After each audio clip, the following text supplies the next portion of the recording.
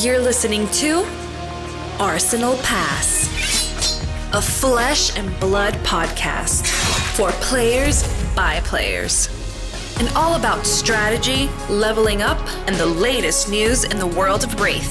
Welcome to Arsenal Pass. Hello everyone, welcome back to episode 154 of Arsenal Pass. Hayden Dale here with Branden Patrick. As always, Branden, we are just 3 days out from the Pro Tour. I'm losing track at this point. We're a few days out from the Pro Tour. By the time this pod drops, it'll be the day before the Pro Tour. Thoughts, feelings, how's the week been? What's happening? Just a lot of drafts. So I'm pretty lucky. I had a really nice kind of testing house, but like not really, just like a draft camp. But just the players there were phenomenal, of course. So Michael Hamilton, Michael Fang, Brody, then some locals as well. I've heard of them. Yeah, I think I've heard of those guys. Yuki was there as well. Yuki is like kind of a local now because her partner lives in the area. And I feel like every single time I go to pre-release, it's just like casually like Yuki Lee Bender is just like at my pre-release. I'm like, like I thought you lived in Canada, but no, she's down here all the time nowadays. So she was there. And of course Sasha, which I'll get to. So it was a really good draft practice. I enjoyed it. Oh, Peter Budensek, I picked him up from the airport, and he joined as well. He wasn't able to draft, so I kind of split it with him. You know, we kind of drafted a bit together, split the game. So he got some practice, I got some practice. And that was really fun.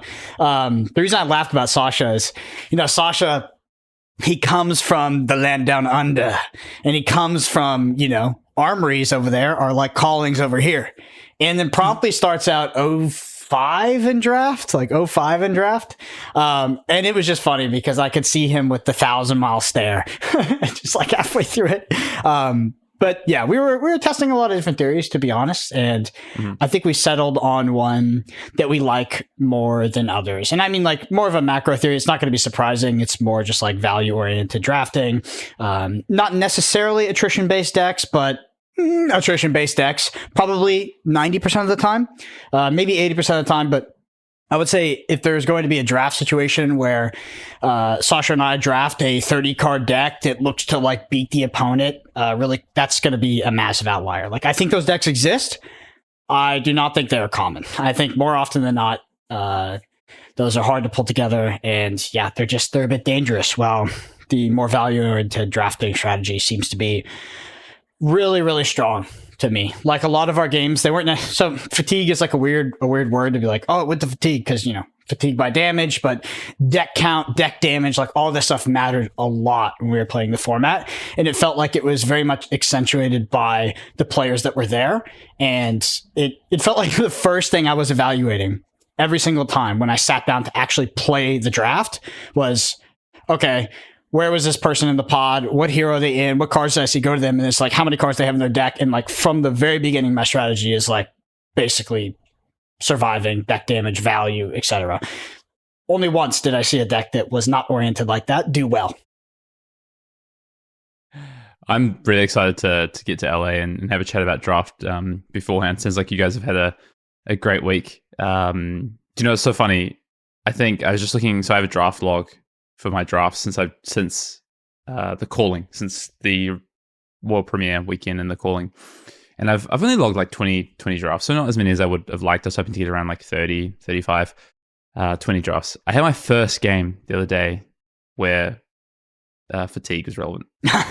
Yeah, I would say sometimes players die before the deck is actually at zero, but yeah, there is a level of fatigue in which the opponent has only 2 blocks left in their deck. So that's like, it's also... Yeah, but the game's over. That game's determined. That game's already predetermined. Yeah, exactly. Yeah. So while they might die before they actually run out of cards, they are also dying because they have run out of 3 blocks. They only have 2 blocks in hand. Their life total is at a critical minimum. And it's like, oh, I know you have all 2 blocks. I just run out my 7 attack, agility token, claw, and you're dead. And it's like, okay. So, it's so interesting because I found that to be very true. But then I found that if I have all these 2 blocks in my deck, I can't play that game. Like, I'm not playing that game with my opponent. I'm playing to kill my opponent. And I've seen so many games where people, just in testing and different drafts, where people play like an attrition-based game plan. And then... with 2 blocks? And I'm looking at their graveyards.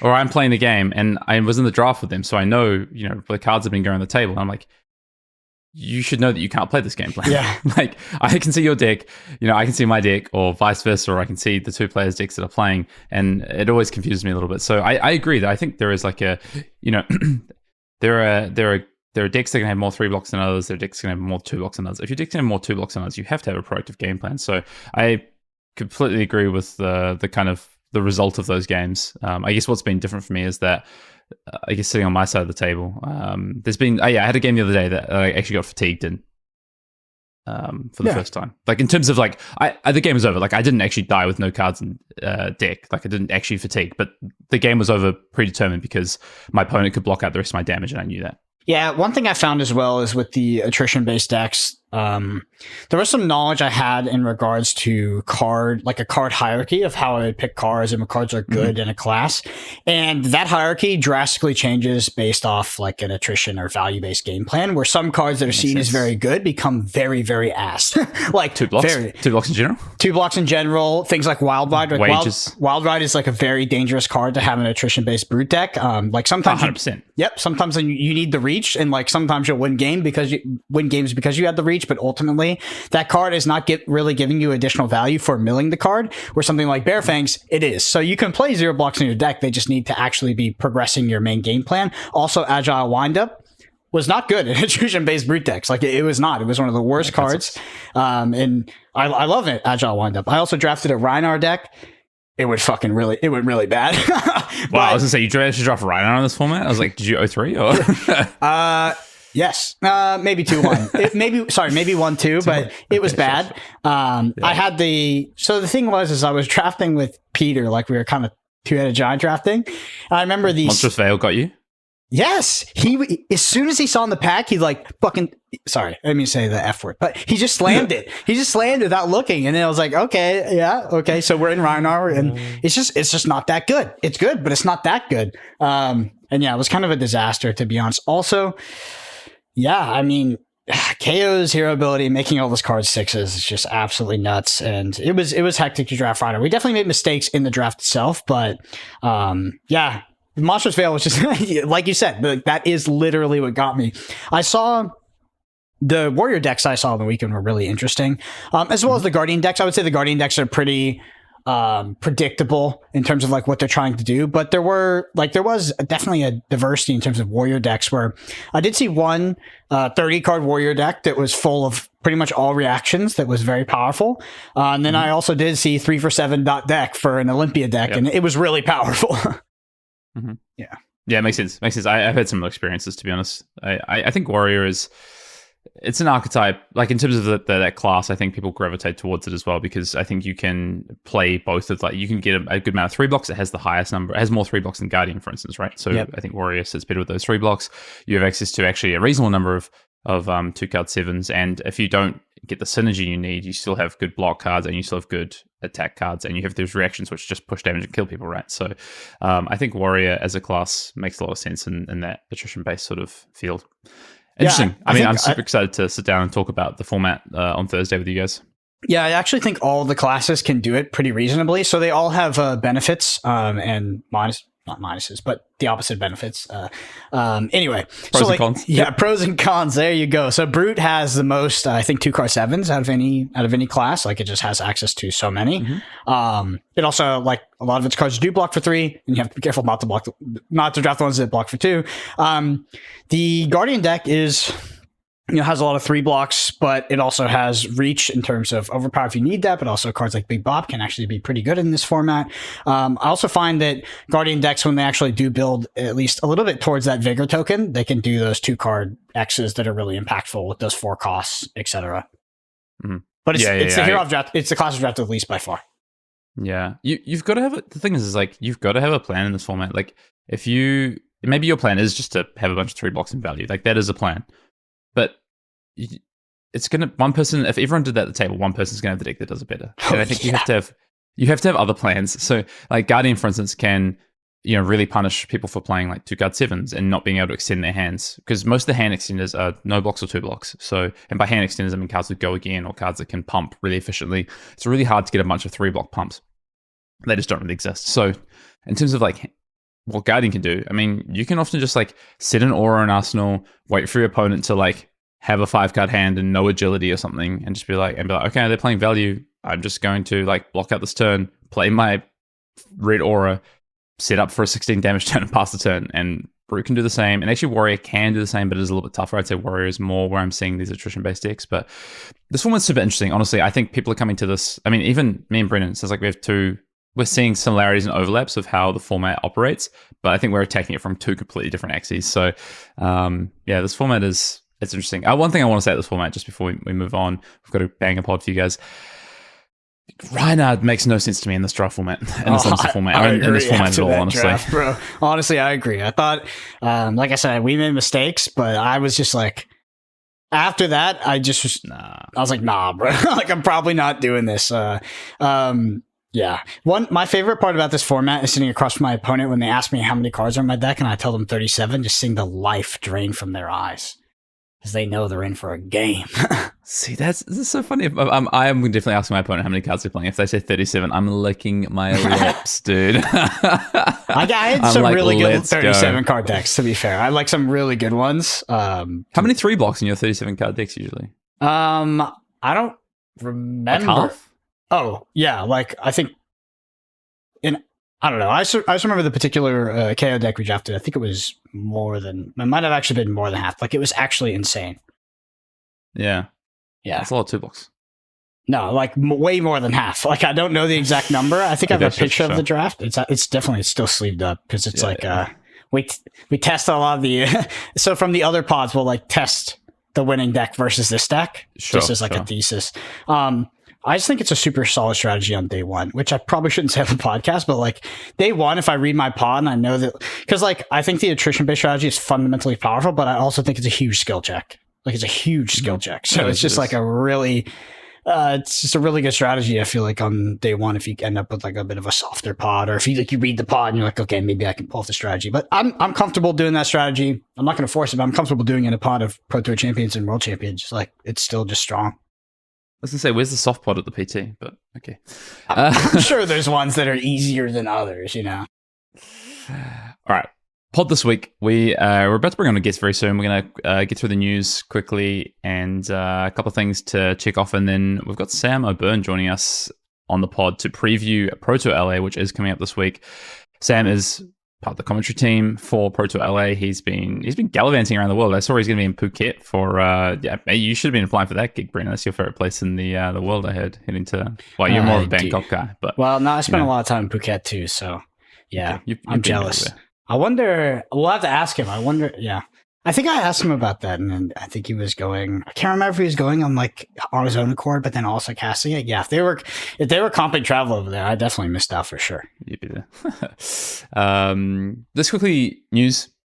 We Battle Hardened Bali, dude. There's a Battle Hardened and Bali happening 19th to the 21st of July. There's been a string of new Battle Hardens announced. If you want to see where some might be around you, go check them out on fabtcg.com. I know there's another one in Asia that's happening as well. Pro Season 5 is kicking off very soon, April 13th to May 5th for Pro Tour Amsterdam. And what else we got? Limited time only. Yuha's kind of final episode went up on Warrior, or class episode at least anyway. Go check those out. Yuha put so much work into those. I know you've watched quite a few of them as well, Branden, and the kind of just the information that Yuha's pumped into those is really high quality. So plus he just explains them in such an easy to approach way. I think if you're looking to get some tips and tricks on drafting heavy hitters. No Commander Cookout this week, as we do have Sam on the pod. But if you do want to get your questions in, we definitely have some slots for Commander Cookout questions. You can get them into arsenalpassfab@gmail.com. You can drop them in the YouTube comments below. You can DM us on Twitter, whatever you want to do. Branden, you want to take us into telling about our sponsor, and then let's bring Sam in. Yep. So our sponsor of this video is Magnolia Games. You can find them at magnoliagames.com, whether you need booster packs to draft in preparation for the Pro Tour, or you're just looking to get some games in of the greatest draft set of all time, which is heavy hitters. They also have gold foils, cold foils, everything you need. They're at every event. I've seen them. I mean, every event I've been to, Magnolia Games has been there. So check out their booth if you're going to be in PTLA or at events moving forward. And if you do decide to purchase them, don't forget to use the code Arsenal10 to let them know you came from the podcast. All right, let's get into it. And a big welcome to the pod to Mr. Sam O'Byrne. Sam, how you doing? Dude, I'm good. I'm so happy to be here. Thank you both for having me on. I've been a fan for a while. I've been in the Patreon. I've been in the Discord. So I'm stoked. Well, the first time we met properly was actually in Taipei just a few months ago. Wow. This time, well, how long ago? A year ago, maybe 9 months ago. Time flies, man. I don't know. Yeah. We met last year in Taiwan. Now we were doing we were bounties. You know, we're bounties. We're playing some Bright Light Sealed. We met for the first time, and I was like, "Hey, I'm a big fan of your videos." And you're like, "Oh, I like what you guys do." And we went for dinner. We hung out. We got to know each other a little bit. And then I saw you for a second time in Barcelona, and you guys put me through the ringer a little bit. But that was a good time as well. So it's good to finally have you on the pod. For those that somehow don't know about you, Sam, do you want to tell everyone who you are, what you do, etc.? Well, I mean, I'm sure there's a bunch of people who I'm just Sam, but we have a YouTube channel called 3 Floating that we do a bunch of gameplay. We're trying to bring Flesh and Blood gameplay to as many people as possible, make it super accessible, make it interesting and fun to watch for new people, for people who have been super into the game for a while. Been doing that for about a year now, and so stoked on what we got coming up. And I've been casting for the last year. Got to do a bunch of events, got to be in Taipei, getting to do the Pro Tour this weekend, and Phuket the couple weekends after that. And just generally big fan of this stupid game. Been playing since 2021, and I just love it. So I keep pinching myself like, what's going on? Like even this morning, I was talking to my girlfriend. I was like, dude, I'm gonna be on Arsenal Pass. Like what's going on? Like this was the first thing I really listened to. Like when I was like, all right, I'm trying to get into this game. Like what are their good podcasts? And someone on a Reddit comment directed me to you guys, and such was that. I just imagine your girlfriend being like, I don't know what that is, but okay, I'm really happy for you, Sam. No, she knows. Well, it's our pleasure to have you on the pod. You've been doing some other things as well. I think you can say this. You've also done some work for LSS. You've worked on like some of the trailers. I know you did a lot of work on Heavy Hitters yourself, and I think Hayden as well, right? Oh yeah. On Totally. Heavy Hitters. Hayden is our, he's been in the audio industry. His dad's worked in video game audio for his whole life, my whole life. And so Hayden and his dad work super closely with LSS at this point on like the audio for the trailers. That's, the sound effects, the ambiance, but also now we're able to cast like from our, the great talent agencies out here in LA. We're casting all the trailers as well, sending out casting calls and getting all these submissions from all over the world, and which has been super fun. And that's Hayden and his dad are the forefront of that effort. And I've been lucky enough. They cast me for some of the stuff for Heavy Hitters, which was nice. Man's got a decent voice, Well, on the pod this week, Sam, we are going to talk Pro Tour LA. First of all, I want to get your just general high-level thoughts on Pro Tour LA. You've been to a couple. You're at Worlds in Barcelona, and I think you're at Worlds the year before. Did you go to Baltimore as well? I was in Baltimore, yeah, just vibing, but I was there. So you've been to a few events now. What are your expectations for this weekend in Pro Tour LA, and what's your level of excitement for this event? Level of excitement, I would say, is rather high. I'm very much looking forward to it. I've been watching TCG coverage for much of my life, and to be able to be in the broadcast booth for a Pro Tour of my favorite game is, it's a dream come true. And in terms of the actual event, I feel like all the pieces are in place for this thing to just really sing, man. Like we saw in Barcelona, like Barcelona had its struggles with some of the TO side of a lot of those side events, but hopefully, Star City Games has such a great reputation at this point for, really keeping things moving, keeping things run super well. And we have a CC calling instead of a limited calling to get players maybe excited to like. And we almost had 1,000 people in the limited calling in Barcelona, and everybody was saying like, dude, if it was CC, we would have broken that 1K mark. That I know, at least for me, like I'm excited to see a calling hit 1,000 players, and I think maybe all the pieces are coming together to do so. And I just think the level of excitement for everybody involved in Flesh and Blood right now is at somewhat of an all-time high. People are like watching new rogue decks when battle hardens. The meta is totally like, people are, everyone says it's super open, and it is. And I just think people are enjoying playing the game in a very different way than when it was dominated by some homogenous, decks and strategies. So I don't know. I'm hoping it's going to be kick ass. Branden misses those days. When there was 4 heroes and actually, I enjoy this meta, but I think one of my key enjoyments of this meta is that there are still some decks that I don't know what you would call them, asymmetric in a sense. So things like Kano and Jeremiah still exist. I think that's really key to my enjoyment of the current class constructed meta. I do like KO as well, but KO's got some interesting variance levers that I might not want to be pulling at something like the Pro Tour. I was listening to Michael Hamilton lament a bit about some of his battle hardened experiences this past weekend playing KO, and you know that damn scab skin leathers. It can be a cruel mistress. Yeah. Or it can be your best friend. You know? Yeah. It's all about how you look at it, you know what I'm saying? Branden, before we're going to kick into this pod, we're going to talk about, we're going to start with the CC meta. We're going to break down a little bit about the kind of expected metagame for this. This is the Pro Tour LA preview pod. We're going to talk about expected metagame across the three of us, what we think we're going to see, kind of what the lead up has been. We're also going to talk a little bit about limited. Me and Branden kind of led the pod a little bit before we jumped on with you, Sam, about kind of our testing experience, mostly Brendan's testing experience, because he got into the source this past weekend with a draft camp. And then we're going to talk about some players, and we've got final predictions, etc. But I want to give Branden the first opportunity. We're going to start the pod with something that maybe we'd end the pod with. Any advice for Mr. Sam O'Byrne for the Pro Tour? You know, you've done Pro Tours yourself, Branden, before in the coverage. Let's booth. go. Any words of wisdom? We'll lead with this as opposed to end with it. I think it's more enjoyable that way. So I'm sure Sam already knows this, but I think there's a key difference between something like a Pro Tour and a World Championship. In terms of coverage and the actual goal of coverage, and I believe that is narratives, and that's telling the story of the players. Whether you're telling it about an individual player, a team, or a region, that's really where everybody's coalescing, and you have this opportunity to tell a story, right? To weave a narrative, maybe something that's been going on for a long time. But those are very important because they parse something that's very hard to understand for someone who doesn't know Flesh and Blood. There's an incredible amount of domain knowledge you need to be able to watch a game of Flesh and Blood, and that's part of the reason why your YouTube channel is so successful, is you lower those barriers. But ultimately, it's something like the Pro Tour and the World Championship, when you're able to tell a good story throughout Swiss, throughout Day 2, Top 8, that is what gives the game mass appeal. Because at the end of the day, not everybody's there to watch Michael Hamilton get +2 value over his opponent, over the course of 20 turns. It's really about telling the story and weaving the narrative. And I do think that's actually why they chose you for the Pro Tour. That's why they've chosen the cast that they have. It's because Brian in particular understands how important that is to successful TCG coverage and ultimately making Flesh and Blood palatable to a wider audience. So that would be, if I was to give any advice, it would be to hone in and focus on that, which is to try to tell the story of the players throughout the tournament. I love it. Blue pitch versus the world. I understand. Yeah. No, you haven't heard about the Wolfpack, have you?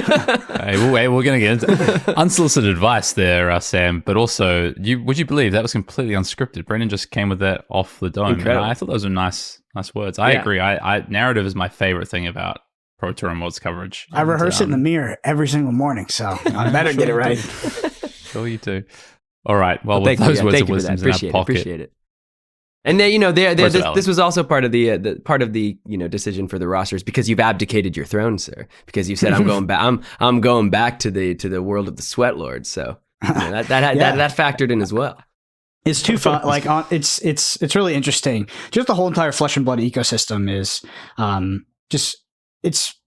it's interesting to be a part of this many years into the game as it grows and it expands so much. You have so many ways to engage with the game. And I think my core philosophy in regards to Flesh and Blood has been finding a way to sustainably engage with the game ever since the inception of, playing in 2019, but also starting Arsenal Pass and making the friends that I have. And casting was a part of that at one point. And it is just a great way to be a part of Flesh and Blood, the journey of this game and the future ultimately. But for me, I do have a unique opportunity to be able to play and compete in the game, but also be able to engage with it in a sustainable way that I can maybe do for a long time. So that's why I've decided to go back. Also, dude, I was just putting in so much work at these fucking, I would go out a week before and I'd be testing with all these guys that come up to the tournament, and I'm like, shit, maybe I should want to play. I know, to me, round one pairings go up. You wish your name was there. Yeah, dude. Well, what was your round? I didn't wish my name was there, or I didn't wish my name was Hayden Dale at the round one pairing of Barcelona, because I remember. So we have this fantastic tournament software behind the scenes that's been created by, I forget her name if you know Oriel. Right? Yeah. So I was able to see the round one pairing of Mr. Hayden Dale on Jeremiah, his audible deck, into round 1 fi. I was like, oof. How'd that match go? Did you win that match? I did not win. Oh, okay. I thought you made it through there. I want to ask one more question. Bad beats? No. I do want to ask one question before we move forward because I kind of let you get away with it earlier. But since Sam is here, I want to ask Sam directly. So there in Barcelona, we saw the debut of a new format, the Living Legend format. I mean, peak excitement. Some of our favorite heroes are part of that format. Some of our least favorite heroes too. Mr. Hayden Dale wasn't able to make the event. What's the lore behind that? Saturday night or just Sunday, he came in, I think he came in at like 2 p.m. or something. Is there a little story behind that? Well, it's tough because I actually didn't make it to the venue till 4 p.m. So I wouldn't really be able to tell you much of what Hayden had done with his time because I had I just found myself sleeping well into the afternoon, even though I too had settled to play in that battle hardened. I had made a whole Starvote deck and I woke up at 4 like, I guess the World Championship is over. I actually feel like I stitched them up, Brendan, because I didn't plan to play that battle hardened, whereas these guys did. Yeah, I honestly won't forget PT1. I forget what day it is, but I wake up in the morning and I see Hayden coming in the door, and he's like, there's nobody I've seen that can function better on actually zero sleep. Like Hayden doesn't sleep on the flight, doesn't sleep the whole weekend, and is just ready to go. It's absolutely insane. Machine. They might have tested me with that one though. Well, that's why I had that. That's how I had to inquire about the lore. She looked particularly exhausted that morning. I got to see some great parts of Barcelona. Anyway, Barcelona got to see some great parts of you, my friend. Let's move on. Peter. I love Peter. All right, Pro Tour LA. Let's talk quickly about the format. So format, 3 days, Pro Tour LA. We've got draft. We've got CC. We've got 2 days of Swiss, and then we've got a cut to top 8 on day 3. Sam's going to be there the whole time in the booth, talking you through it. Me and Branden are going to try and be there the whole time, playing you through it. We'll see how we go. I want to, first question, what are we expecting player-wise, player count-wise for this Pro Tour? Do we think this is going to be one of the biggest? So if we look back PT1, I think currently is still the biggest, although Worlds in Barcelona actually was 380 odd, I think. Brendan, you probably know better than I. And LA PT, Sam already said he thinks the calling could be the biggest calling yet. What about the PT itself? Go ahead, Sam. I hope so. I mean, I think so. We had someone at the AG Open on Saturday who had flown in from Belgium. This is his first major Pro Tour, first real time in the States. He didn't come with any friends. He just came for a love of the game. Shout out to Teppa, Michaela Teppa. Androma, he came in, took down the round 1 on stream. And I don't know, in talking to Michaela, the excitement he had, the passion he had, especially right now at this point in the game, you have a lot of players that have been playing for a long time and maybe are just now feeling like they have the skill equity or the time put in to really go and send a Pro Tour. Also, I think that because it's at least viewed as this wide open field and kind of any deck has a shot, you might have a lot of players looking at this dude, I've been playing Arachne for since Dynasty, and now maybe is the time where I'm a specialist. I know what I can do with this deck. If I get some pairings that aren't like a bunch of Dromais, maybe I can really go out there and do some business. So I think there's a bunch of factors that are setting this thing up well. And I don't see any reason why it shouldn't be the biggest Pro Tour ever, other than, I think PT1 had the unique advantage of coming out of the pandemic. People were just starved for any kind of competition and any kind of engaging with card games in that way. So I think there were a lot of players that might have come out to that maybe have moved on to other things because it's a big wide world out there. But in terms of the flesh and blood community and the flesh and blood health of the game, storyline of everything that has come together to come to this point, it's really set up to be the biggest one ever. So there's might be other contributing factors that make it not so, but it seems like it. Yeah, you lost me at Arachne, I'll be honest. A couple of contributing factors might be the price of PTIs has increased. That could be due to demand, people buying them, so there'd be more people attending. But the price has increased, so the barrier to entry is higher. If you didn't, why is the price how much is the price? You don't have to tell me the number, but how much is it increased? So I What's don't the even street price? I don't even know the exact price, right? Because it's a bit of a black market, but I think they're around 700 right now, 700 plus. So 500 is probably close to the floor you'd see on those. So a little bit higher. Also, Los Angeles it is easy to fly to, but it is a bit more expensive than some other areas. So that is a factor as well. You came for the life of Los Angeles on last week's pod. My gosh, Bro, you hit it so hard. Angeles. You hit it so hard, and then we're like, and then when I lived there, actually, I liked it quite a bit. I really enjoyed my time. It's like, what the hell? Well, I feel like, I have to balance it out because I feel like Hayden's opinion of most American cities is not super high. So, I try. That's not true. I like half the ones I've been to. Yeah, exactly. No, I actually really enjoyed Los Angeles when I lived there. But as a budding adult, as I would call myself, it's a little out of my price range right now. But ultimately, it's beautiful in the right places. The weather's fantastic, and anything you want to do, you can do there pretty much. You could even be Sam O'Byrne. You could be Sam O'Byrne. I saw Sam O'Byrne in Los Angeles last time I was there, actually. Yes, sir. Spent a nice bro, I think we talked for 4+ hours at It's great. some bar. Yeah. Anyway, those are the factors I have for maybe not being the biggest pro tour. Yeah, it's interesting. I think also the change in qualification, which is coming with Amsterdam. This is kind of the last pro tour we're going to see with the current qualification, which is XP invites, right? So, let's talk about the CC meta. I think I agree with you though, Sam. I think the calling is going to be particularly quite large, which is exciting. Yeah. Road to Nationals finished up just a couple of weekends ago, and the final result, which we'll just kind of talk about the top level results, Droma ended up taking the most wins, which I think if you looked at the results in week 1 and week 2, that was not on the cards, right? Droma really had a big surge in weeks 3 and 4. KO ended up with the second most wins, then Victor, then Katsu, which I think we're definitely going to talk about this pod, and then Kano, a favorite of yours, Branden. And then in this past weekend, we've had a Battle Hardened. Well, we've had 2 Battle Hardens actually, but only one of them was CC. But we did have a PTI event. So we had a Battle Hardened in Kiel in Germany, which was 160 players and was CC and was won by Hatchets Kasai. We had a Battle Hardened in Dallas, which provided a CC PTI, which, Brendan, I didn't see anything about who won that event. I know that I saw the top 8. I know there was Michael on KO. I think he lost round 1 to a Dromai. I don't know anything else other than that about that event. So maybe you can tell us a little bit about that in a second. All I know is all my teammates died. They didn't make it. That's all I know is Michael Hamilton made top 8, undefeated with KO, and then died in top 8. And then, that's all I know. Okay, so we don't even know who won the event. No. I tried to find out. I could not find out. And I want to talk a little bit just quickly about the meta. So we talked about those top 5 heroes in the Road to Nationals: Dromai, KO, Victor, Katsu, Kano.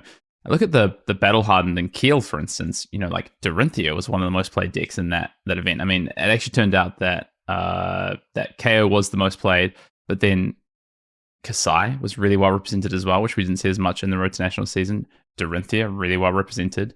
And if you look at the top 8 of this event as well, 2 Dorinthias in top 8, 2 Kasais, Katsu, Bravo, Dromai. Very interesting top 8. So, I guess, what does this all mean? Where on earth are we in this format right now? Because Hatchets Kasai won an event, but there was also another event in the weekend. You were at the AG Open, Sam, which you did cast. Do you want to tell us a little bit about the meta there and what ended up winning? Yeah, the top 3 decks were 2 Brutes and Dromai. It was Levia, KO, and Dromai at the top of the representation.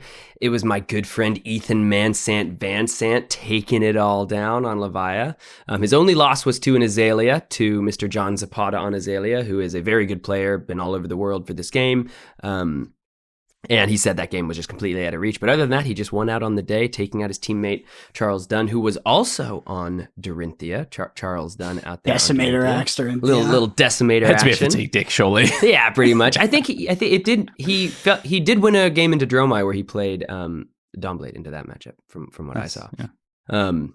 But yeah, I mean, I think looking at the metagame from these, I mean, there's a bunch of different data to talk about, right? Like getting into the actual Road to Nationals results. I think it's hard to look at RTNs because there's just so many different levels of RTNs and levels of not just like player skill, but like player turnout and representation of decks and like individual metagames that lead to people making individual deck building decisions that lead to, winning specific RTNs. I think you can absolutely look at, how great Dromai and KO and Victor did and be like, cool, those are going to be really good decks. But a lot of people, I don't see a lot of people talking about Victor for Pro Tour, right? A lot of people are like, off that deck already. Whereas Katsu, they're at number 4. Like, a lot of people are talking about Katsu right now. I'm seeing little like shadowy pictures get posted to Twitter. Like, I heard it was a 65 plus damage bonds turn, and they're just whispering about it, so the Road to Nationals data, it's not like I'm taking it with a grain of salt, but I don't, it's not as like interesting to me in terms of like, what's the deck that's going to break out? I think you look at like Battle Hardened Keel being won by a deck that no one had ever heard about and took down the whole tournament. Really gets people like looking that way, like, well, what's going on? What's going on with these Warriors? There's also a Hatch's Dory in that top 8 as well, played by Kevin Zanka, who's a Pro Tour regular. Who finished first in Swiss, falls in the semifinals to a Dromai. But yeah, there's some interesting stuff. Also, Branden, I don't know if you know this. It sounds like Sam might know about this, but on Sunday in Kiel, there was a PTI event. It was also streamed. And there was a Katsu who, I think Katsu won the event. And he did a 50 plus damage turn to a Victor. I don't know if you saw I heard about it because everybody in the testing house is talking about it. I mean, testing house is not the right word, but the draft house or whatever. Everybody's at Brody's house. Everybody was talking about it, and Peter was at Brody's mom's house. Everyone was chatting about it. Yeah, exactly. Yep. How are the chicken nuggets? Dude, honestly, those guys staying at the house are pampered. His mom just like cooks for them, and like, I mean, it's crazy. But Peter told me specifically, he's like, if we had another week to prepare, I'd probably play that Katsu deck. Yeah, it's interesting because this Katsu deck, I looked at the list.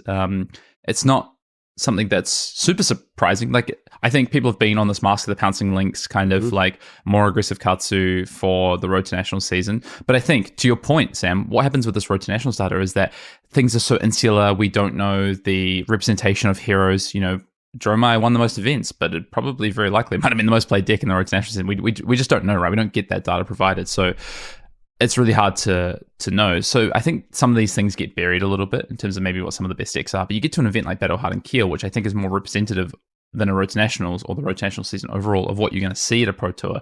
And all of a sudden these decks come out. And, I don't think people are sandbagging either, because, there's going to be a lot of people from Europe that aren't going to make it to the Pro Tour. They're going to be playing in Battle Hardened Keel. That's going to be their big event of the season. They're putting their best foot forward. You're even seeing some players that I recognize playing on the Pro Tour here before.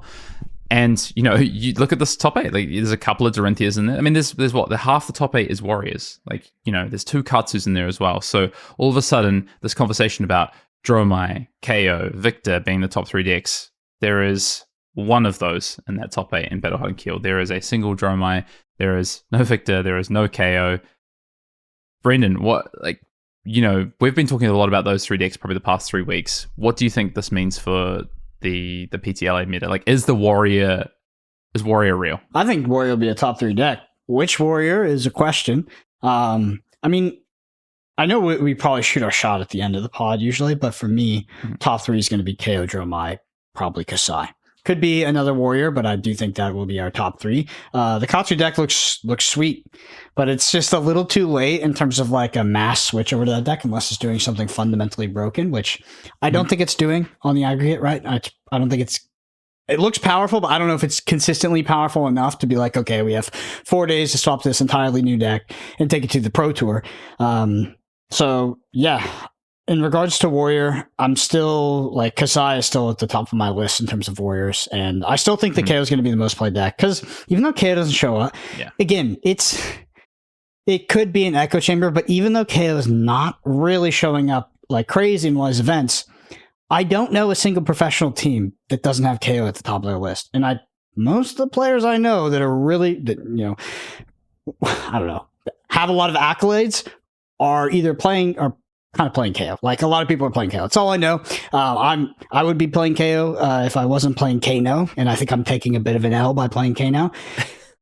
I could be wrong. I'm happy to be wrong at this Pro Tour, and we've been hyping up KO since the beginning of the set, and it's not necessarily been an opinion that everybody has agreed with, but I maintain my position on that here. I think it's fundamentally powerful, and I think that it is on the tip of everybody's tongue. So I think the KO will be the most played deck, followed by potentially Dromai. Dromai just looks really powerful, and then a Warrior, in which Warrior I think, if I had to pick one, be Kasai.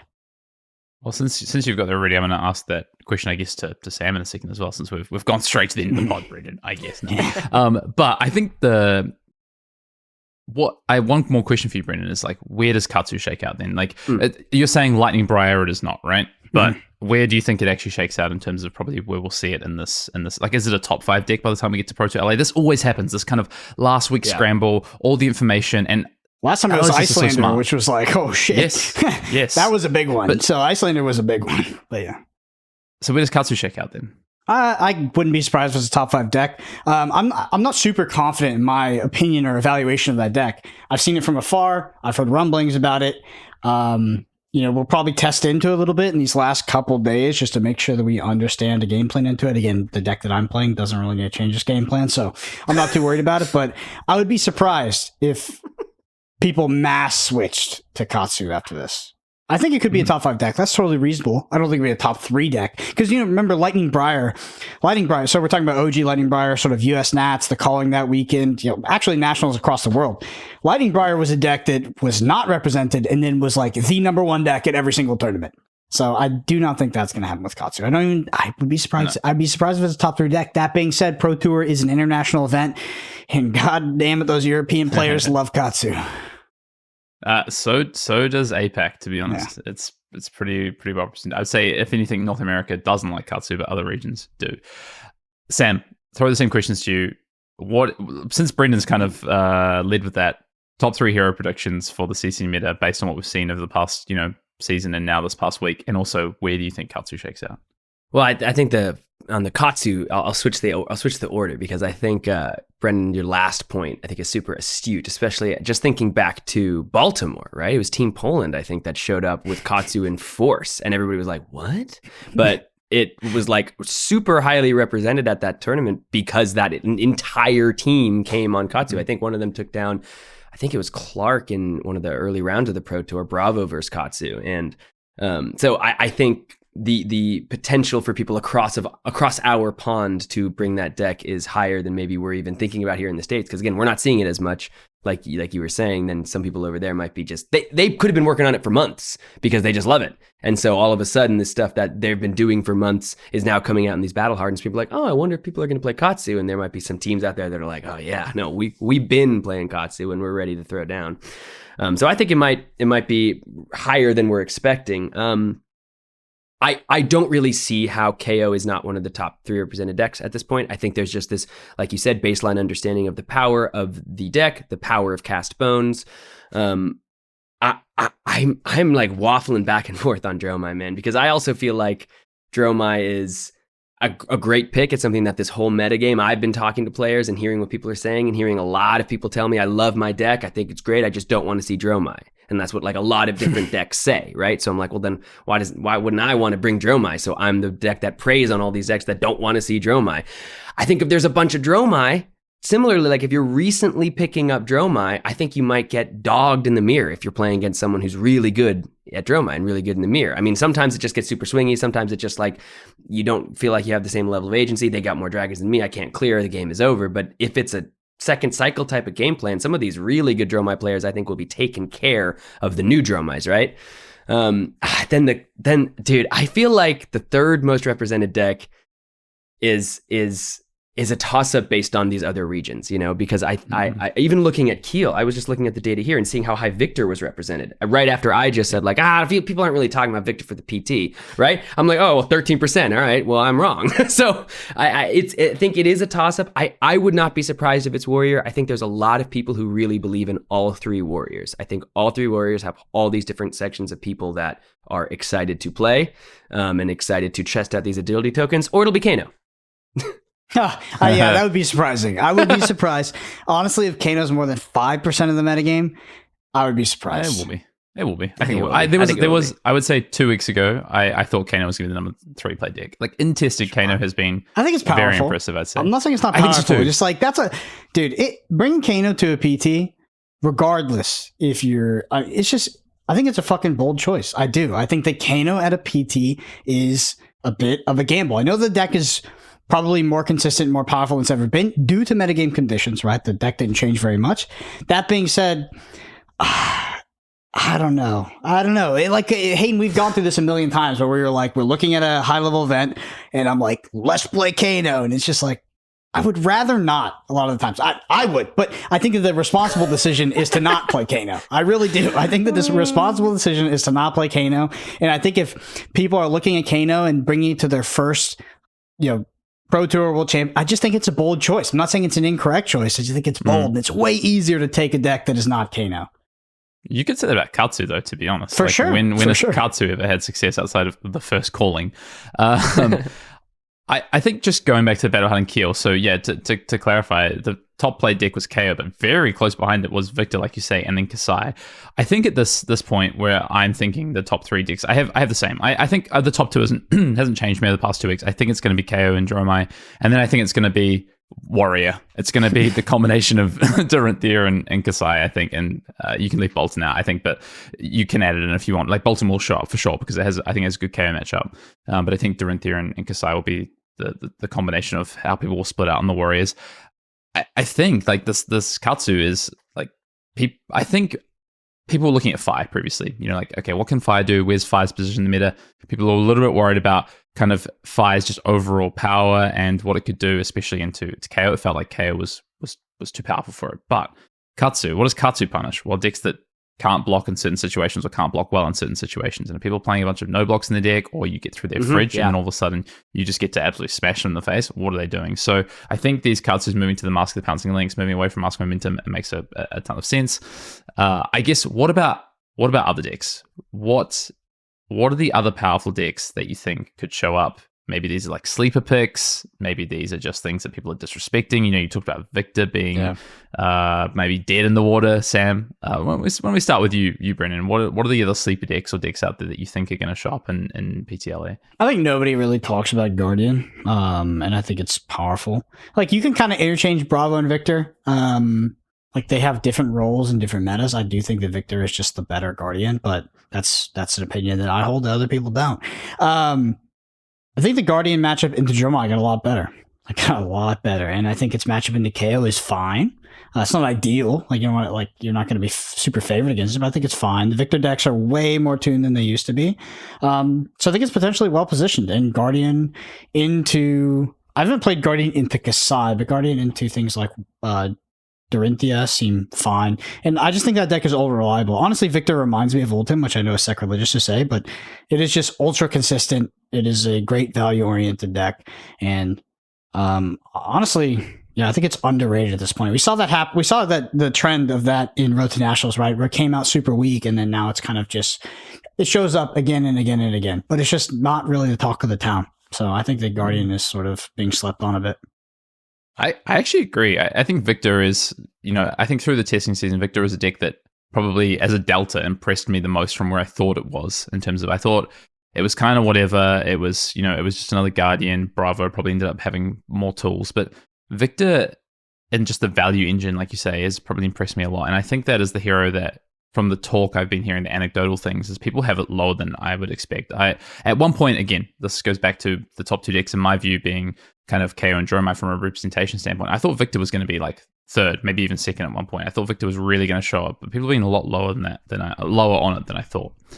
Sam, what about you? Sleeper decks or things that you think people are disrespecting or should be more represented, or maybe just decks that are going to be more represented than people think? Yeah, I mean, in terms of decks that I think could show up and win the Pro Tour, I've really had this thought since the World Championships, honestly. Like, in no way was Fi the best deck to bring at a baseline level to the World Championships. And even in the metagame following, I remember at the Realm Rumble, all the Michael Fong on Fi, a lot of players I guess Fi is really good, right? And then they bring Fi and they kind of got worked, and it didn't really work out for them, right? Because it wasn't actually the dominant best deck in the classic constructed meta, but it was a deck that could perform incredibly well on any given tournament day in CC rounds, especially of a split format tournament, right? I think that there are decks that are absolutely not going to be at these high levels of representation that incredibly strong players are going to bring. They're going to kick ass in their draft rounds, and they're going to put themselves in a position to just get matchups that feel good, either either get really good matchups or just win some freaking games of Flesh and Blood, and with a deck that people would not expect. You look at Battle Hardened Philly, like, yes, there was whatever happened in the finals of that with the Kano, but Azuri won the whole damn thing, and you look at like the Calling in Melbourne, like Azuri won that tournament, and people, it feels like when Merrick won on Dash in Baltimore, and it was like, oh, Dash won, and people didn't say like Dash is really good. And that was a calling, and callings I think are even more representative of like good CC decks if you can take down 2 whole days of CC, right? So honestly, I would look at both of those decks. I'd look at Azuri, I'd look at Dash as really powerful decks in Flesh and Blood that, yes, they might not be breaking the axes of some of these other decks like the Victor and the KO in terms of just like the pure value, even like, what those hatchets were doing in the Kasai deck, right? Like, but they can certainly win any given game of Flesh and Blood. And in a split format tournament, like, I don't think it of course it matters what the best deck in the room is, but like, I mean, you said it in the pod last week, Branden, where you were like, I want to put myself in a position to be really good and also get lucky, and like there's a bunch of decks out there that are going to be really good, and if the player gets lucky with certain matchups and or kicks ass in draft, I mean, even Azalea, right? Like, these are decks that can absolutely win the whole thing. Yeah, that's it's interesting because the reason I point that out is like that has just not been my approach to Flesh and Blood in the past. Like, I'm always like, I want to be one step ahead of the metagame. I want to out metagame every single person at that tournament, and I want to have a fundamental advantage over every single opponent I sit across. And I think in the modern day of Flesh and Blood, with the way design has changed, the way the meta has changed, but also just the general skill of players, it's just like, I don't know. I just don't even know if that's feasible anymore. And if it is, the amount of effort I would have to put in is like incredible. Like, it would be so much effort, and I wouldn't even be guaranteed to get that edge. So I think like the standard approach to like high level TCG competition is like, you want to be good enough to get lucky on the day, because if you get lucky on the day and you're not good enough, it will never matter, especially in Flesh and Blood. Totally. So you just have to be at that level of proficiency. I mean, it's a 2-pronged thing, right? Like, you have to run hot on the day. Like, you have to get a little bit of luck to win an event, right? Especially of this magnitude, of the skill level of, and every person who's won a major event has had some amount of that to go with them, right? But the funny thing as well is that you spoke about, Sam, you pointed out, the Azuri win and the Melbourne Calling.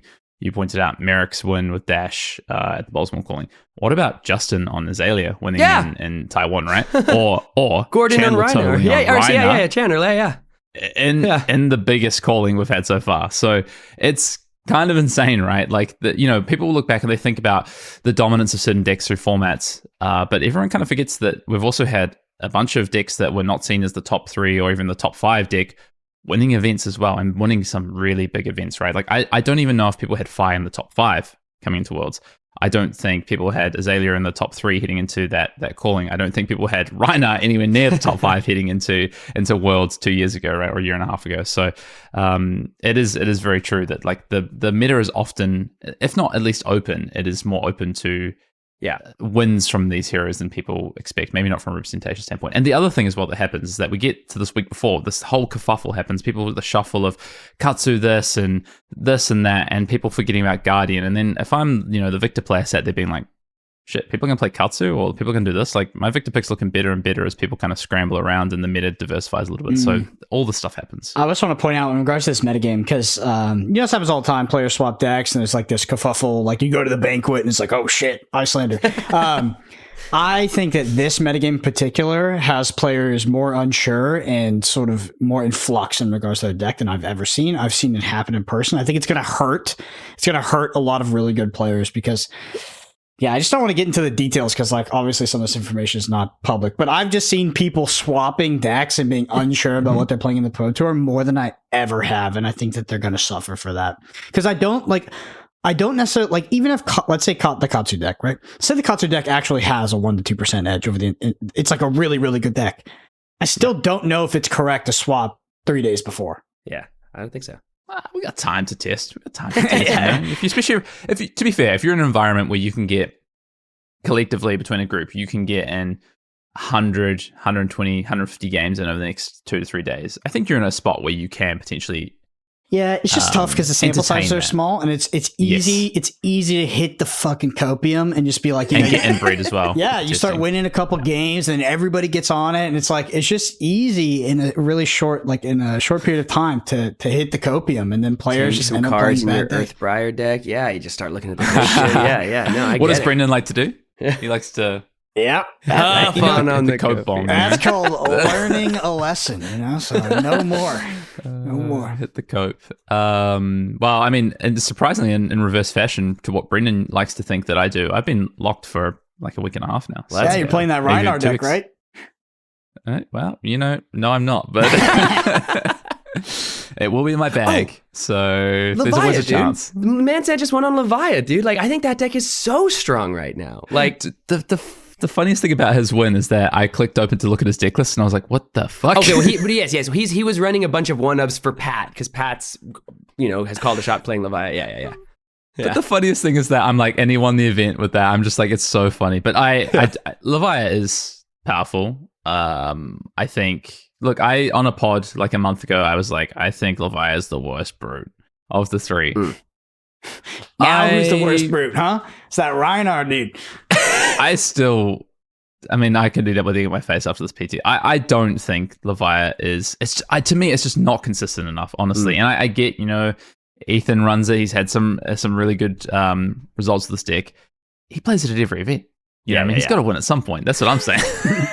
Yeah, imagine the terror if Ethan actually played real decks. No, I'm kidding. I think Levia is actually he's pretty a very real. good player. There's been some rumblings of Levia in some internal groups, and I'm just like, dude, I'm just like, I'm not even gonna look at it. You play if it's great, you play it, but I don't need a new rogue deck. I think maybe that's my problem. Yeah, I'm on the same boat. I just can't deal with it mentally. No, I think you guys are totally right. I think a lot of I think it takes a very specific, special kind of player to be able to truly pivot to like a deck. I mean, even like Levia. I think Levia is a deck that is super strong, but you gotta know what the hell you're doing, man. And there's a lot of players that are gonna be pivoting to decks that they fundamentally understand at a baseline level of they're good players and they understand the game and they understand the game plan. But there's the nuances of certain just levels of decision making that you only get from multiple weeks of playing a deck. I think, and I totally agree. Favorite part about that, because I agree with you, I also think that Hayden would openly say, he's like, yeah, I'm not that player. And then he pivoted to Kano right before PT1, which is probably the deck where that is most the case, where you have to actually practice and know all these non-deterministic combos. And he top 16 with it. It's like, I think if anybody can swap a deck, special kind of player, Hayden. Right? Hayden just insists that he's not an unusually talented kinetic player, a gameplay player. I just don't think I am. But I'll tell you what, Katsu's going in the bag. So oh God, no. These are the 5. Most of this is for testing purposes, right? So I can get some games in because I land on the Wednesday morning. But this is what's in my bag. I have Katsu deck, I have a Vic deck, I have a Droma deck, I have a Reinhardt deck, and I have a Kasai deck. Those are the 5 decks in my bag for testing purposes. It's gonna be one of those. It's gonna 100%. But I don't think I'm sticking anything else in there I don't think Levia is sneaking away in there. Let's move on. Let's talk a little. We've talked about the meta. What we kind of see is the top decks. It kind of sounds like we're all somewhat of a consensus of just the power of KO. I mean, let's quickly talk about Droma. We didn't talk much about Droma. We all said, we think it's going to be highly represented, and you kind of said, Sam, you're hearing people say they don't want to see Droma. Realistically, where do you think Droma is? For me, I think Droma is just good because it's just powerful. It's just one of the most powerful decks in the format in terms of what it can do on board. Yes, it has trouble into certain matchups. Sometimes the deck just falls apart. Sometimes, if people have poppers at the right time, the value on that deck is just so low. But the overall power of that deck, I think, is just really high. I don't know, Brendan, what are you actually thinking about Droma? Because you were so high on it for Worlds. You thought it was the best deck for Worlds. I still think it was the best deck for Worlds. I think the Icelander was really came out of the gate, and I was impressed with Icelander. Because I felt like the meta was I don't think the Icelander versus Droma matchup was rough. And you could occasionally win, and yes, you could have certain cards in your deck to make the margin a little bit smaller, but ultimately Dromai was definitely going to be highly represented, and Icelander didn't look super well positioned. I maintain that Dromai was the best deck for the tournament. I know Phi won. I don't think a deck winning a tournament necessarily means this was absolutely the best deck of the tournament. Not much changed. Really not much changed. One thing did. Guardian got 3 more blue 6s. That's a big deal. Like, that's a huge deal. And it doesn't need to be understated, but ultimately Dromai is just one of the most powerful decks in the game. I actually disagree with you, Sam, on the mirror. Like, there are absolutely decks in Flesh and Blood that have existed where it's like, this is a very popular deck, this is a meta deck, and if you are going to get dog walked in the mirror every single time, you should probably not play it. I don't think that's Dromai, actually. I think that Dromai with Tome, you just have so much equity to just roll your opponent. Like, you need some heuristics of like how to utilize your Asvali, how to utilize your Rake the Embers and things like that. But ultimately, it's like, yeah, I think Dromai gets hard when you have to have, so like when you sit down against a Guardian or something like that, they can have two vastly different game plans. You need to be accurately prepared for both. Also, your first cycle needs to feed you in a way that you can actually beat both, which is not consistent. But yeah, Dromai for me is just one of the most powerful decks in the game. I think it's going to be the first or second. I think it's going to be the second most represented deck, and appropriately so. I also see a world where it drops off and it's like the third or fourth. Like, you know, I think it's super powerful, but that but like you say, Road to National results might just be a bit more of an echo chamber. So this is that pro tier, the pro tour where you can just look like a total dumbass for trying to predict the top three. This is that pro tour. I don't think it's ever been like that before. Mm-hmm. Anything you want to say on Dromai, Sam, before we move on? You know, I do think, I mean, it's like you guys said, fundamentally strong, fundamentally powerful. The Rake the Embers just is super strong into so many decks that just can't deal with the flying little Kodachis. I mean, you look at the Battle Hardened Keel, I'm looking at the top 8 right here, and like, it got to the finals. It was the only one in the top 8. It did, and it took out two Warriors on the way to get there, right? So I think that's, if Warrior is suddenly rising up super strong, but Dromai's have enough time to really understand, like, I think maybe that's what I want to say is like, I think there's a lot of knowledge equity that the Dromais kind of can face saying this poorly, but like can face a gap of if they're playing a deck that they haven't played as well, and they need to figure out, because it's not always just like run out all my dragons and pray. You know, you play very differently into all these different matchups, into the Warriors with Dawnblade, into the Guardians, right? So if the really good Dromai players can get reps into decks that are starting to pop up right now, I think that does make Dromai even better for the Pro Tour. I think if Dromai players show up and there's a bunch of decks that they've never played before, that's going to be a harder time, even though the deck is so strong. And I do think, the maybe last thing I'll say in the meta is, it was really exciting to be in the booth for U.S. Nationals to see that Earth Briar Fatigue deck come out and, you know, take the whole thing down. And that is what I'm most excited for the deck. I mean, you look in the Battle Hardened, like that was the deck of the Battle Hardened that people weren't expecting. Like, what is going to be the deck in Pro Tour that no one is ready for? That is just people have found, they're working on internally, and it's going to show up and people are going to be like, I've never seen this before. This is kicking my ass. Like, I can't wait to see what that is, because I just know it's going to go far. As long as the player behind it knows what they're doing in draft, like that's going to be fun to watch. If you believe LSS, it's either Reinar or Ticklevossen. So, I tested Ticklevossen. Yeah, you did. Someone had to. It was fine. Yeah, it was whatever. Yeah, no more to say about that. Yeah, you just get like, I mean, why bring a deck with auto loss matchups in a metagame like this? Doesn't seem worth. Yeah. Let's talk briefly about the draft format. And mostly I just want to ask you a couple of questions, Sam, because me and Brennan kind of talked a little bit about draft at the start of the pod. We've talked about it over the last few weeks. We even talked about it on our Patreon pod this week. So, Sam, what are your thoughts on heavy hitters as a draft format? Have you drafted it much? How much are you enjoying this format overall?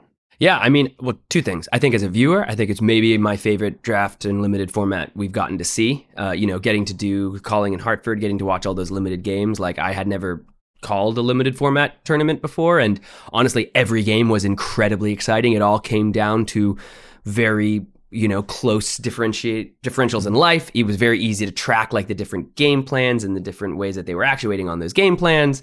So I think as a viewer, it's gonna be awesome. I think there are some new plans in place for coverage that are gonna make it even more exciting as a viewer, which I'm really excited for to be bringing to everybody. And I think in terms of the drafting, I totally have drafted. I think there are some, I don't want to talk too much about my thoughts on the drafts meta, because I think you guys have probably done a better job than I will. But I do think it's really cool that there are a number of different game plans for each decks. I love the way that the Vigor, honestly, recently I've been enjoying trying to make Vigor tokens work the best I can for those front pumps, for those 4/8s in Guardian. I really love the interplay between drafting a Brute deck that tries to just be all gas with the no blocks and trying to run a Brute deck that has a bunch of 3 blocks. Yesterday I did a little not draft camp, but I got some of my local friends together that are all really good. And I was like, I need a little more reps in draft. Can we do some? And can you kick my butt so I can, learn a little more? And the second draft we did, the game plan was force brute from the beginning because I'm passing 2 great warrior cards. I'm going to draft a really good brute card and I want to get 3 blocks. Like that's brute 3 block deck. Like I watched Ellie Bird do it in the Calling in Hartford and I was like, that's sick. And I beat Chris Iali, man. I beat him. I had a bunch of 3 blocks. He was on Betsy. I beat him. I mean, I was like, okay, it works.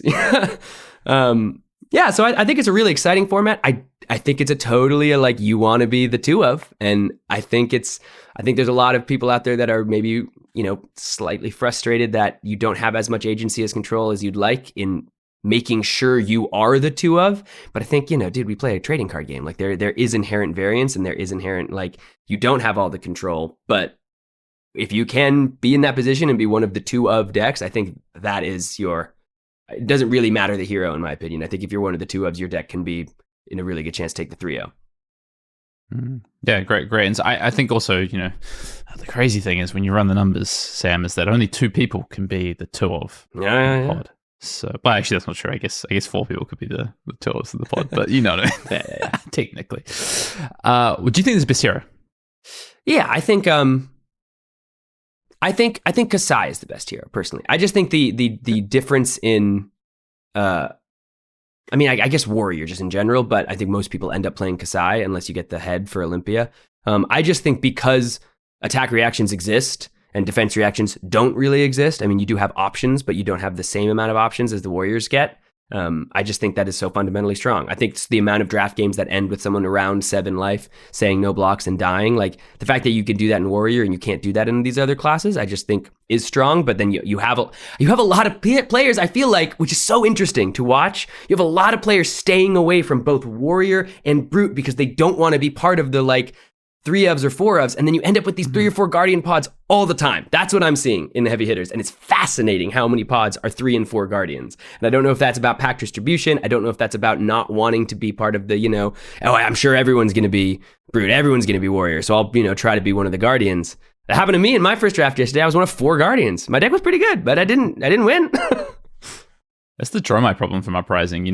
There is draft meta. That is very true, and people try and take, it's the same thing in Classic Constructor. We talk about this all the time, Branden, right? Level 0, level 1, level 2. People do the same thing in draft. And there's a level 0 meta, which is, okay, what are the expected best heroes to draft? Maybe the easiest heroes to draft, the easiest to pay off, for instance. Maybe that's Warrior and Brute, for instance.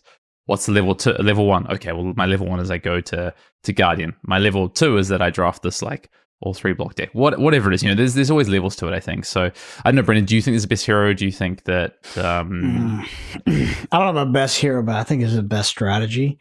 So it's funny because the number one thing I want my pod to do is for the Timmies to fight over the reaction warrior deck, because that deck is the best deck in my opinion against the attrition based decks. And yeah, the more people in that hero, the more diluted the decks are, the more likely you are to win. So what's interesting about the heavy hitters format is I think that Flesh and Blood draft is fundamentally evolved. I think that attrition strategies are clearly extremely strong, and they're a sort of a function of Flesh and Blood design, and they're probably not going anywhere, but attack reactions in a set without defense reactions definitely mitigate that. So if I'm building an attrition-based deck, whether I am Olympia or I'm KO or I'm Betsy, anything, the last thing I want to see is someone sit across from me and I'm like, oh, you're the Kasai. How many warriors are there in my pod? 2. How many cards in your deck? 30. I'm like, oh, fuck. Yeah. Because I don't have defense reactions. So I can't. The thing is when you build a 3-for-7 attrition block 3 deck, it's all about value, right? It's all about getting value. You know what that means? You can't overblock. Because if you overblock, you lose value. So it's a really hard sort of paradigm to face as someone who prefers to draft the 35, 36, 37 card decks and skill check everyone. I really hope that people think Kasai is the best hero and they all fight over that deck. That's the best case scenario for me at this point. Fair enough. But how are you going to get all your 3 blocks if everybody's trying to play that attrition-based deck, bro? You're going to end up with a bunch of 2 blocks. Mitigate. Well, welcome to heavy hitters, my guy. Yeah, those are the 2 pillars for me are, how many people are trying to play the strategy that I want to play, which is the attrition strategy, and how many people are trying to draft the sort of aggressive warrior decks. I'm probably not drafting an aggressive brute deck. I've been underwhelmed with it, especially in comparison to the attrition-based brute decks. But the warrior deck, if you can get a critical max of attack reactions, for sure, I will absolutely draft that deck on the day. If it is available and everybody's like, we're going to fatigue each other, I will 100% draft the Kasai deck. That being said, I do think the general thesis of the community is that Kasai is the most powerful hero, and it's the hero that a lot of people want to play. And we even did a poll internally. It's like, rank your heroes 1 to 3 of what you want to play. Kasai was definitely number one for the most, like for most people's list was number one. It is not for me. I don't want to fight over a Kasai deck. I don't want to be one of 4 warriors and have a 30 card deck. That would be rough. So yeah, I think I have 2 very, very reasonable strategies for draft. I don't think either of them are perfect, but the draft will tell me which way I go, basically. I just take the good cards, man. I just take the good cards. Yeah, all the good cards say block 3 in the bottom right. Maybe. Depends. All right. Let's move on from draft. Let's move on to the last couple of things for this preview pod.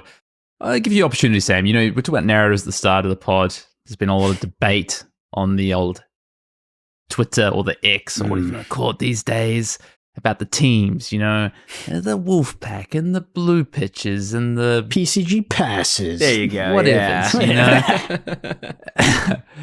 What about some players to watch for the Pro Tour, Sam? Like, who you got your eye on? You're looking at, you know, you pull up the pairings round 1. Who are you like? Oh, what deck are they on? I'm interested to know what deck they're on, and you know, who are they playing? Who you wanting to see out there? Who you getting amped up for? Yeah, I mean, I think 2 players. I mean, three players that I always love to watch: Brody Spurlock, Yuki Lee Bender, Pablo Pintor. I just love to see what they're doing. I think they just have such great results. I mean, I think especially recently, Brody and Yuki are if you really just look at like big events that they've both played in individually, like it's crazy what they're both doing right now, just kind of across the world. And in the game of Flesh and Blood, they're, you know, without many peers in terms of what they're accomplishing. And I think other than that, you know, I mean, again, like the reason all this started was because, like, you know, there isn't the same visibility on players that aren't in North America. So there are a lot of players that I've seen in top 8s that I've seen do well in certain tournaments, but they're just not in front of mine because I'm getting, you know, bombasted by these North American players because that's the scene I'm in, you know, and that's the people I'm interacting with, right? But, you know, Charles Dunn is at our locals now. He's at the AGE, and like, dude, he's our U.S. national champ. We got to see if he throws down at the Pro Tour, right? What's he going to be bringing? Is that Great Axe? Is Great Axe the truth? Which flavor of fatigue is Charles bringing? Yeah, exactly. Hey, that's a man of culture right there. Hey. Okay, what about you, Branden? You know, apart from yourself, who are you looking out for? Players to watch for at this PT? It's interesting. I do think, yeah, I love the narrative in regards to the wolf pack. It's just so funny to me. Yeah, it's just so fucking funny to me, to be honest. But yeah. Anyway, players I'm looking out for is Team Blue Pitch is really, really good. Like they're phenomenal players. Their performance at the World Championships was unprecedented. I still think there's a lot of really, really good European players. I feel like at this point, Europe probably gets the least spotlight, right? Like I think like APAC is even getting more of a spotlight than them at this point. But yeah, there's definitely some killers over in Europe. We have former Pro Tour champion Pablo Pintor. He just always does super well. I think he's like a really consistent player. And there's so many players, and like the European players, they like to come after, like, what about this guy? And I was like, okay, them too. It's hard to remember them all at this point. I would rather, like, honestly, rather than naming specific players, I'd rather name like number of people the top 8 per region. I think that's particularly interesting to me. So I'll just do it now. I'll go 2 APAC, 3. Well, yeah. So 2 APAC, 3 Europe, 2 North America. I'll probably call that. But that's 7. Yeah, good math. Well, I had to reserve the last one for, one South America.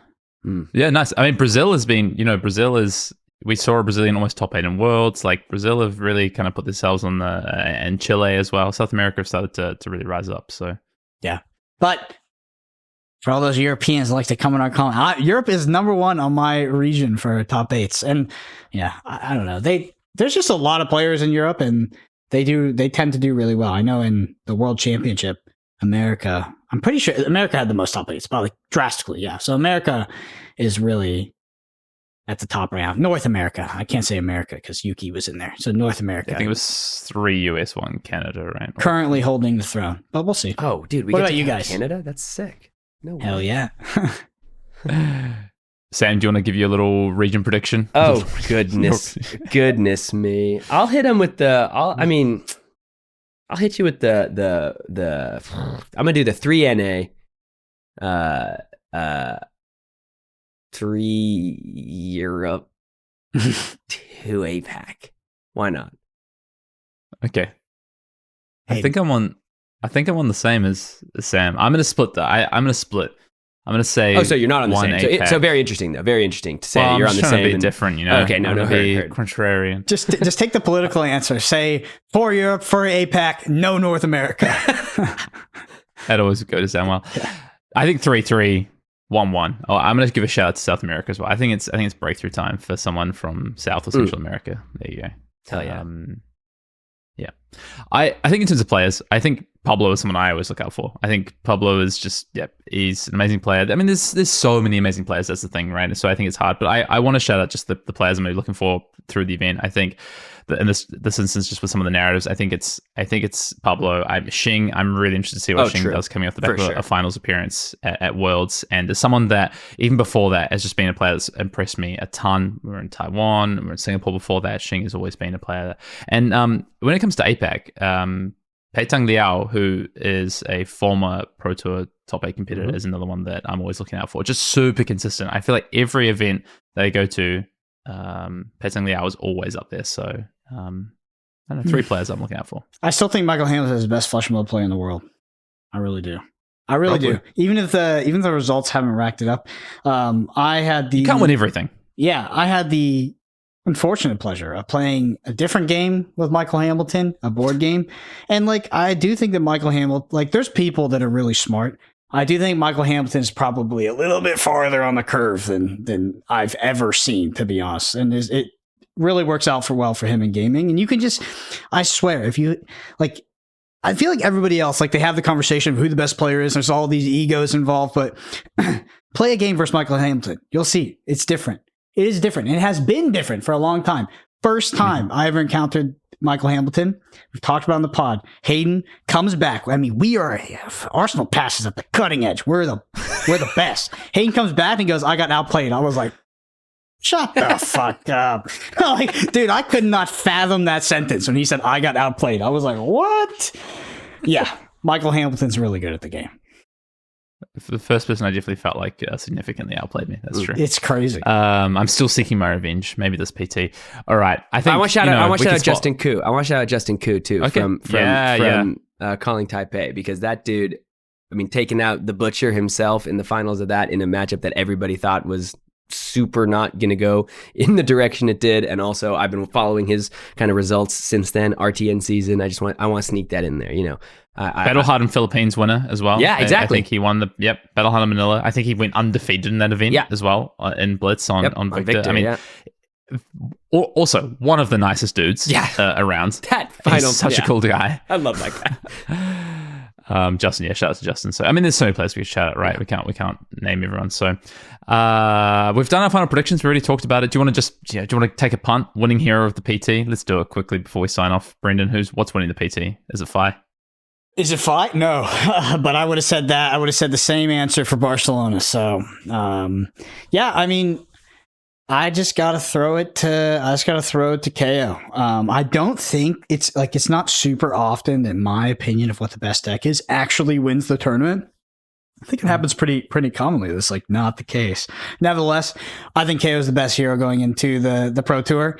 People can disagree with that, but that's been my conclusion. I know that's the conclusion of some of my peers, and it's hard to throw in my keys with what exactly will win. But just as a numbers game and anecdotally from personal experience and my echo chamber, I think KO will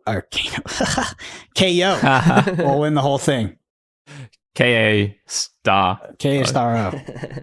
Sam, what do you hear? Oh man, I don't know. Just call Azuri. You gotta practice what you preach. Ooh, I could call Azuri. I'm going to say, I want to say a warrior, man, but let's let's say Dash. Let's say Dash was the whole friggin' thing. Dash. What? Wild card. Always live. I'll say Dromai. That's I fair. think KO and Dromai are the two best decks. I'm gonna say Dromai. Fair enough. All right. Well, I want to give this opportunity, Sam, before we sign off. First of all, a massive thank you for joining us on the Pro Tour LA preview pod. It's been a pleasure to finally have you on the pod. Been trying to find a way to get you on the pod for a while and the right episode. And I think this has been a great one to have you on in your backyard. You're going to be casting at this Pro Tour. We had to get you on for the previous show. Want to give you the opportunity just quickly to shout out where to find you, all that good stuff. Go check out 3 Floating, etc. Yeah, man. Please, if you're interested, if you're down, check out 3 Floating on YouTube. We're grinding this year. We have a lot of really cool stuff. We're filming some super cool stuff over the Pro Tour weekend with some cool people. We got some people from LSS we're going to film with. We got some people from across the pond that we're going to film with. So really excited for that. And yeah, thank you guys so much for having me on. I've been a fan for a while. I feel very lucky to call you both friends at this point. So I do appreciate it. And yeah, man. Hey, we're still waiting for our fight night invite, just so you know. But, hey, you guys, I want to see, I talked to Branden about it a long time ago, and he was like, oh, yeah, cool. All right, I could maybe do that. Because we had, he didn't really know who I was yet. But now I feel like, maybe we could get you guys on there. Do the MNR style, where you have just you two kick ass against each other. It's like such a Sam O'Byrne trope is that he thinks that I didn't know who he was or didn't like what, dude. As soon as 3 Floating came out, I was like, oh fuck.